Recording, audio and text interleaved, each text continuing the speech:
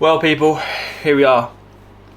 Technically, the last episode of Undeniable. I actually went through and I checked, and I actually double labeled the same episode. So technically, it is actually episode 60. I was so sure I had, but yeah, we're here now anyway. So yeah, I thought I would just like round off the series with like a little recap, just kind of like just a little analysis of how the prep went, things that went well, things that would have changed, accomplishments, all those kind of things. So it'll be a short episode, probably around 10-15 minutes. And then, well, obviously then after that, we'll be cracking on to the series. So it's been a month, well, it's been 5 weeks since the show, since prep's finished. So very, very much so in off-season mode and whatnot, gaining weight back, all kind of stuff, even though yesterday I was ill, and today mostly back but not 100% back. So yeah, anyway, enough about now. It's time to go back in time to the past. So if we go back through, I believe I started my prep about, what did I do? I started prep at 186.6 pounds. And we got all the way down to my lowest of 161.2. So in total, we lost about, well, like, yeah, the most amount of weight I lost over the period of time was 25 pounds, 25.4 pounds. So that's the most amount of weight I lost, and that was more. I think it was a bit more than I lost last time. I think I only lost around 20 pounds or so last time. This time I lost around 25. But this time around I did start just like I think I started a little bit softer, but again not too much more softer. But I definitely started obviously with a lot more muscle. So in terms of the season being a success, very much so, yes. Obviously it ended up being a season which was unexpected and exceeded expectations as well, simultaneously. So obviously we went into this with the goal of being the British men's physique champion, but junior British champion, and then that literally got flipped on its head. I believe it was around 20 weeks into the prep, we changed our focus. As I got leaner, we realised that my physique was suiting bodybuilding shots a lot more. What I found was, because of the way my proportions are, my legs are very, very long, and I've got a very short torso. So I'm like all leg. When I wear board shorts, it ruins the flow of my physique. It kind of cuts off abruptly and makes me look like I have a wider waist when I don't. I have a small waist. That is one of my traits. I have, which is something you need to have in bodybuilding in general, no matter what division you're in. So yeah, so we got down 20 weeks in, and then we were realizing, because I was sending classic shots and bodybuilding shots just to like kind of get like the full analysis of how my physique was progressing conditioning wise, top to bottom. And then yeah, we made the call to do junior body. Well, we first made the call to do men's physique and classic physique. And then we changed our mind, because then it went from men's physique and classic physique to then doing junior bodybuilding and classic physique. When we made that call, I kind of realised that my goals of winning a British title was obviously going to be very, very much a lot harder to achieve. Simply for the fact that this was not a division I had been like preparing for in off season or anything. Like, I didn't think I had the size for it. All that kind of stuff. I just thought, okay, I'll just do what I can. There's no expectations. I would like to, as I said to myself, in junior bodybuilding, I would like a top 4 finish, and then in classic physique, I would like a top 6 finish, knowing that it was going to be in a men's class, not a junior class, especially. So went into obviously the show 1, the BMBF Midlands. We came second.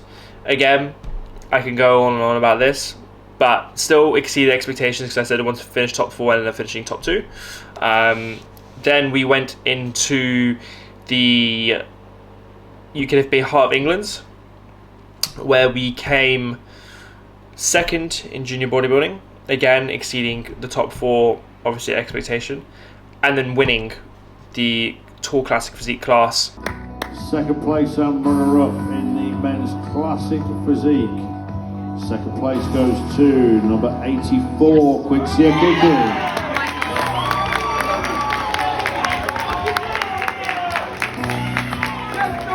Come on, Josh! This is your winner. You're the man! First place in 2023 Heart of England champion. Number 24, Joshua Melloway.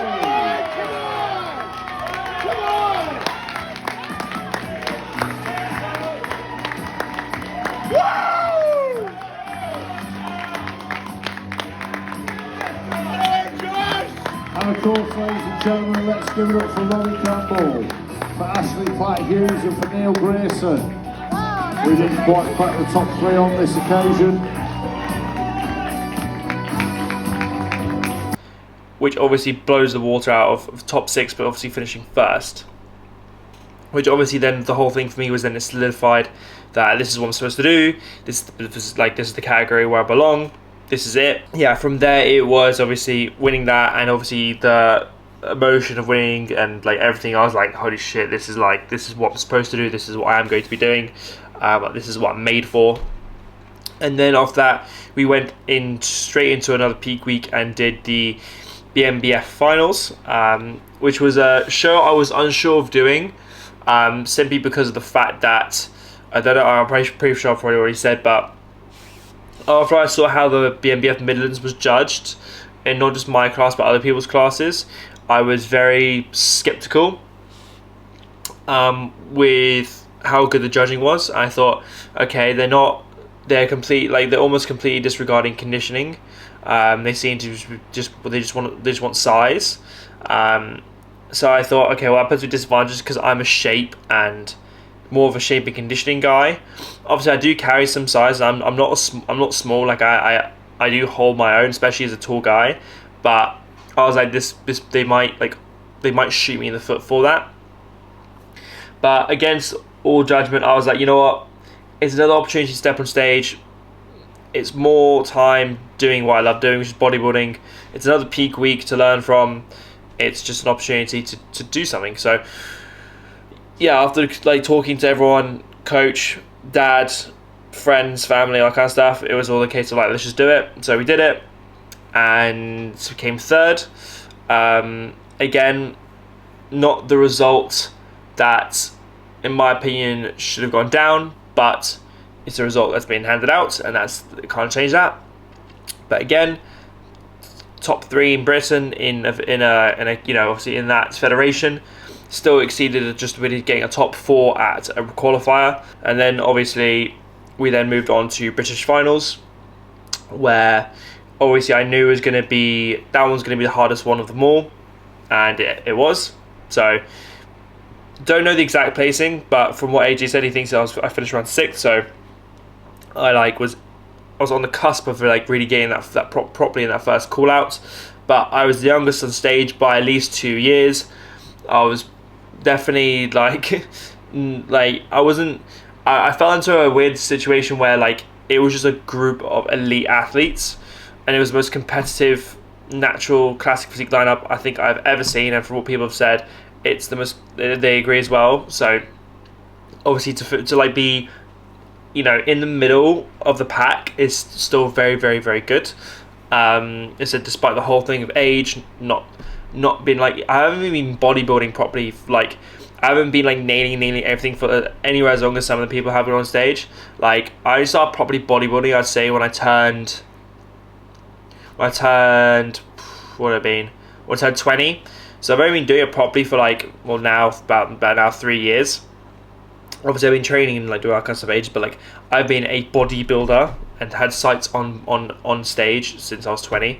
And some people have been on there would be like 26 and they've been bodybuilding properly since they're 18. So again, kind of pretty cool. So I can't really complain. So yeah, so that was that.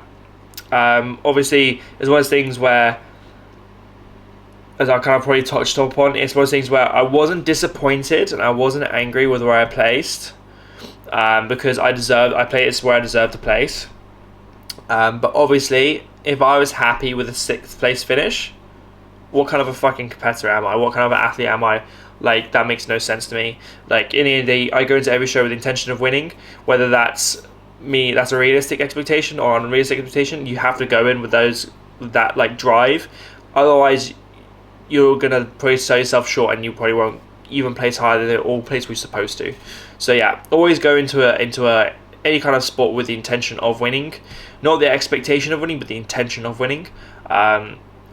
Just for obvious reasons, really. So yeah, so that kind of wraps up, obviously, like the summary of like my opinions of show to show and whatnot. Things that went well this prep would have been probably the approach.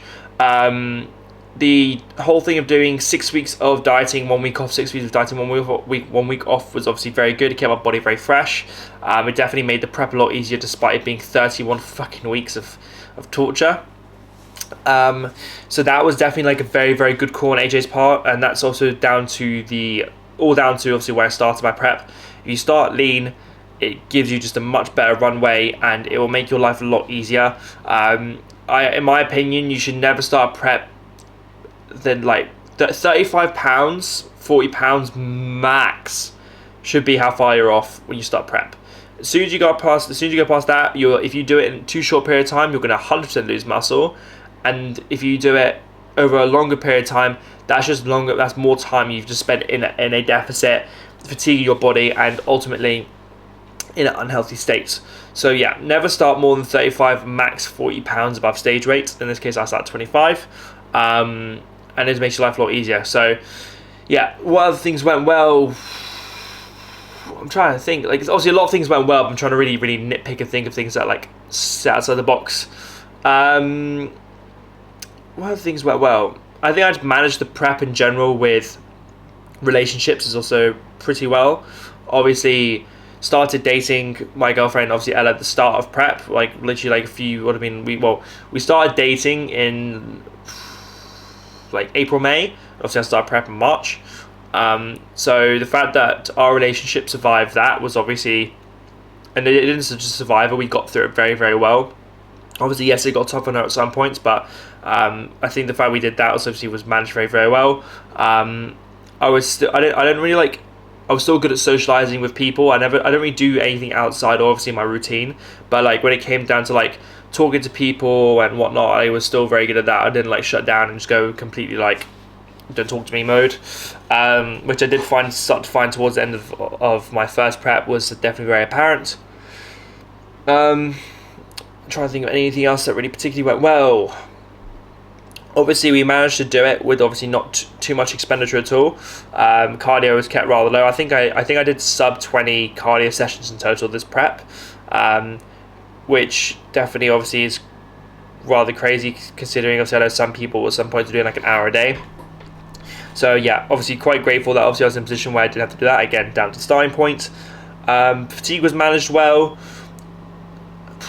Like just the whole process of prep went very, very well. I can't really say those two things. Like AJ said, handled things very, very, very well. Everything was responded to. We stayed on top of things. Our communication was great. The calls were great. I'd just say, like, if I'd say that there's a couple things that obviously I would change, because obviously one of those things in hindsight, always in hindsight, you're going to obviously look back and be like, oh, I wish this and I wish this different. So obviously number one thing would probably be to have not done RDLs 1 week, like was it like doing alternating weeks of doing RDLs and not do RDLs, because obviously that's what gave me a back injury, which then led to a lot of issues, not being able to train legs properly for the majority of prep, not being able to hinge for the majority of prep, obviously just and then now I'm still suffering with it. Like it's been like a very chronic long-term injury, which it is giving me like a lot of grief. So that's probably one thing I would change, but just because obviously, like, again, if an injury-free prep's a better prep. Then the other thing I'd probably change would be, again, can't really say that in hindsight, but I wish we kind of went for junior bodybuilding and classic physique from the get-go, just simply because of the fact that I was not as sharp as I wanted to be. That's down to one, a muscle maturity thing, and two, also down just obviously a switch so far into prep. Because if we knew we were doing classic and junior bodybuilding, we'd have dug for conditioning earlier. Instead of like, there were weeks where we kind of like coasted by and lulled about a little bit and just got the bare minimum done for men's physique conditioning. But obviously we should have just done is realistically from day one just been like, okay, junior bodybuilding classic, but obviously we didn't know because I literally, like, if I look at pictures back, I literally was like getting bigger as I was getting into prep at some points. Like my physique looks like it literally was getting bigger, and my shape was just changing and looking better and better and better, and then just going more and more classic. So yeah, I don't think there's anything else I could have really changed. I think those are the main things really off the top of my head. Trying to think if there's anything else really to wrap up this season. I think that's it really. I was happy. At the end of the day, I'm happy I did as many shows as I did, just because the amount of experience I got, and also it gave me more of a love for the stage. But yeah, this prep was very much a crazy journey, and it's one of those situations, and it's one of those like things that like it teaches you a lot about yourself. Every prep you learn something new about yourself. Every prep comes with different challenges. Sometimes you face the same challenges, and sometimes you haven't quite learned from that previous one, and you need to like learn it again by making the same mistakes, and then hopefully rectify it from going on. It's a very like transformational process, not just obviously physically but mentally as well. Preps definitely make you a tougher human, for sure.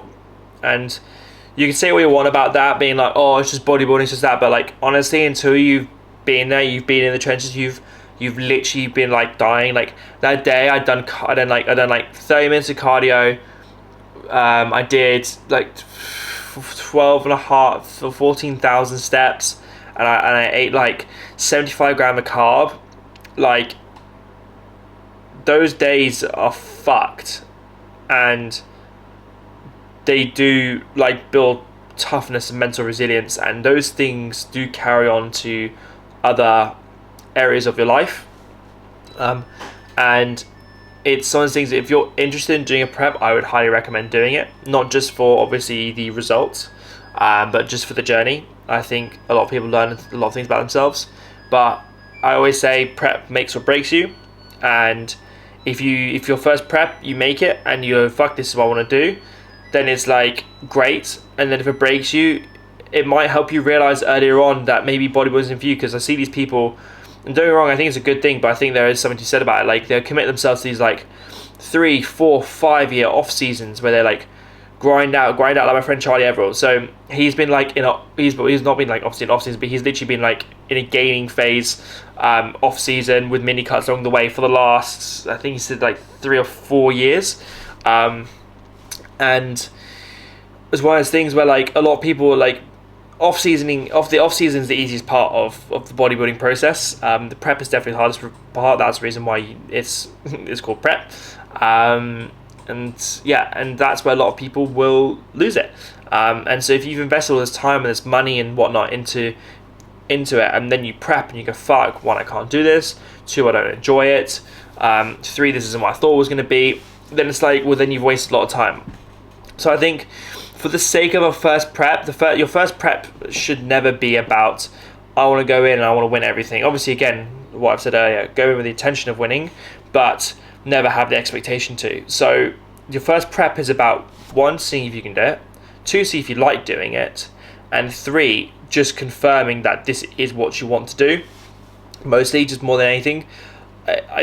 Again, for obvious reasons, another situation. So a lot of people probably know who Marvin Bain is. So again, he went assisted early, did these crazy off seasons, had crazy potential, crazy shape. Like he had all the genetic tools you could ask for. Literally, like he'd been blessed. Had the right people in his corner. He literally had everything, and he could not hack a prep. And as a result, he's just obviously taken steroids for obviously a long period of time, and he's invested a lot of time and money into this, and he can't even finish prep. And now he's quit bodybuilding. And so I mean, it broke him, because prep makes or breaks you every time. So yeah, I can't think of anything else really. So we'll wrap this up. It's ended up being around 20 minutes or so. So that's pretty good going for me, just non-stop talking for about 20 minutes.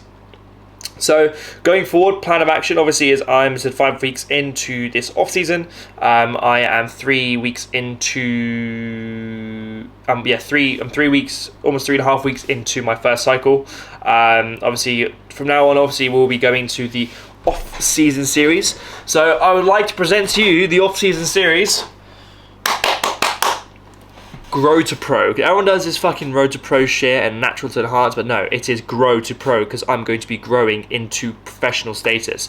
I'm not just about going to be getting by on sides. I'm going to be, next time I step on stage, I'm going to be coming in and I'm going to be one of the biggest, if not the biggest motherfucker on stage with all the classic lines, all the classic posing, all the classic shape. So yeah, I'm growing it into a professional bodybuilder. I'm not just about getting my pro card. I'm not just going enhanced. I'm doing this legit. So yeah, the off-season, obviously the off-season series will start next week. Episode 1 of Grow to Pro, almost did it again there. So things you can look out for there are going to be obviously the whole thing of 4 days of eating, training. Obviously, if you follow me on Instagram, you'll be seeing I have been being completely open, honest, and transparent with obviously how my day-to-day life has been. Obviously, being on cycle for the very first time. Obviously, we'll be giving full transparency and documentation on here as well. I want to be again one of those people who have that full transparency, doesn't lie, gives it to you honest, gives it to you like brutally honest, and give people a realistic expectation of how things are. Again, this is just for obviously educational purposes. Is not like I'm not telling you to do anything or like kind of like vernacular. I'm probably gonna have to get that whole speech down and locked in, but yeah, it'll be a case of everything like that, and then it'll be a mixture of videos of myself, collaborations, hopefully with some of the boys, training sessions, trips away and whatnot. We'll be having my videographer Aaron. He will be doing a few videos for me here and there, so I'm gonna try and get Aaron to do me one video per month or every 2 months, and get you guys some mixture of quite high quality content. So these stuff, that's obviously like most of it will be vlogging, occasional stuff would be the more cinematic. There'll be some raw train footage, montage train footage. I'm just going to try and mix things up, and obviously along the way this next year is obviously going to be very, very exciting, and very, very much looking forward to it. So yeah, so without further ado, thank you guys for watching the series. I really, really appreciate anyone who's watched every single episode, liked an episode, subscribed, all that kind of stuff. This has been an absolute journey, and when I tell you now, Undeniable is not done. Undeniable will be back for season 2, but in 3 years. So yeah, 2026 will be probably the year I come back. Again, I'm not coming back until I'm closer to my weight cap. So I'm probably not going to come back till I'm around between like stage weight between 205 and 210 pounds. So I'm probably going to get up to around 240, 250 pounds in the off season. Obviously do that in a sensible manner. So yeah, it's going to be a long off season series, but it will be worth it. And I'm really, really excited to show you guys what I'm capable of and show you guys what you can do when you combine the science and the bro, being sensible with cycles, being smart with cycles, being health conscious but still making tremendous progress, maximizing absolutely every single possible like avenue to make sure that I get the most amount of size but in the safest way possible, and all that kind of good stuff.